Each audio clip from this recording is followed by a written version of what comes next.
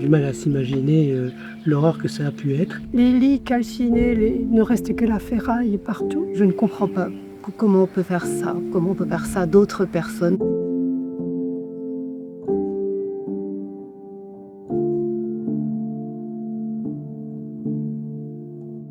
Le Centre de la mémoire d'Oradour-sur-Glane propose plusieurs visites du village martyr tout au long de l'année. Ces visites, elles se font pour les groupes scolaires, elles se font aussi pour les individuels, avec des créneaux horaires qui vont varier selon les périodes, que vous pouvez retrouver sur notre site internet. Ces visites guidées, elles durent environ 1h15 à 1h30.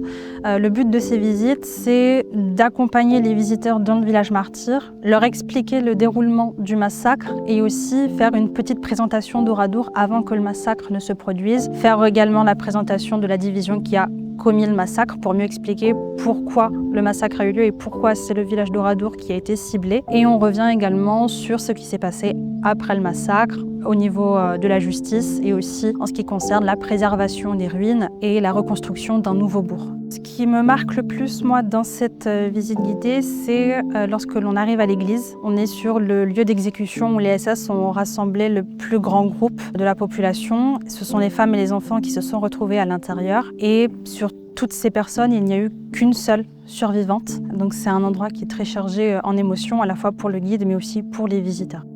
Les visiteurs, lorsqu'ils viennent à Oradour et qu'ils font cette visite guidée du village martyr, vont être étonnés pour certains qui ont entendu parler d'Oradour, qui avaient certaines idées, certaines croyances sur le massacre et qui sont étonnés de découvrir que certaines choses qui leur ont été rapportées ne sont pas forcément vraies. Il y a aussi beaucoup d'incompréhension, même si on revient sur le pourquoi du massacre, eh bien, beaucoup de visiteurs n'arrivent pas à comprendre la barbarie. Je connaissais Oradour, mais franchement, ça m'a beaucoup ému cette visite.